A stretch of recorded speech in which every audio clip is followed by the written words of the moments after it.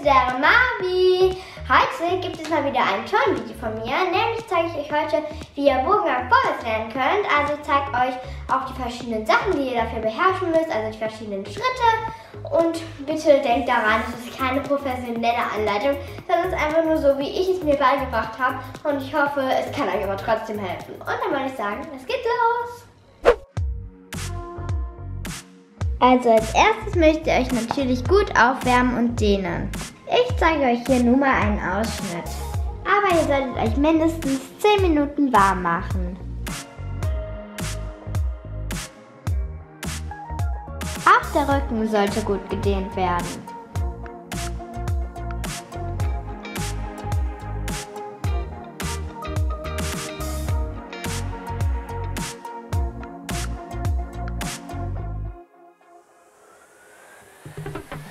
Für den Bogengang solltet ihr einen Handstand können. Der muss nicht besonders lang sein, aber ihr müsst euch sicher halten können.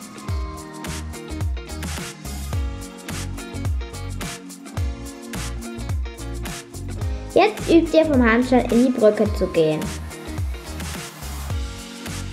Am besten macht ihr das erstmal auf einer Erhöhung.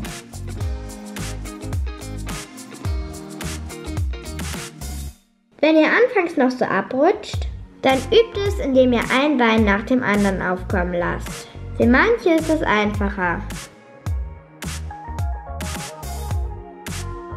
Dann macht ihr die Erhöhung immer niedriger.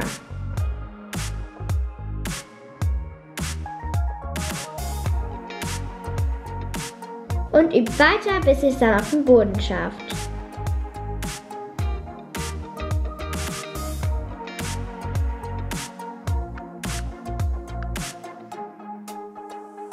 Gut ist es, TikToks zu üben. Erstmal wieder auf einer Erhöhung, schwingt dabei ganz oft mit einem Bein so vor und zurück. So bekommt ihr ein Gefühl für die Bewegung des Bogengangs nachher. Außerdem gibt es Muckis in den Armen. Ihr könnt euch anfangs auch jemanden zur Hilfestellung holen, bis ihr sicherer werdet.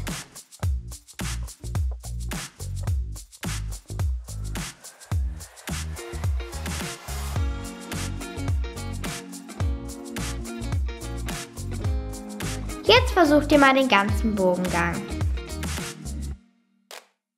Dabei stützt euch der Helfer mit der linken Hand im Rücken und mit der rechten am Arm, um euch hochzuhelfen.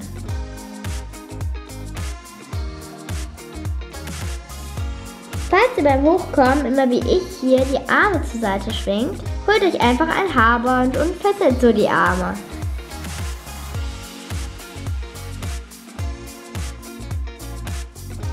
Übt dann weiter, dass die Arme beim Aufstehen dann immer neben den Ohren bleiben. Um das Hochkommen zu üben, geht an eine Tür oder Fenster und lauft rückwärts herunter. Und dann wieder hoch.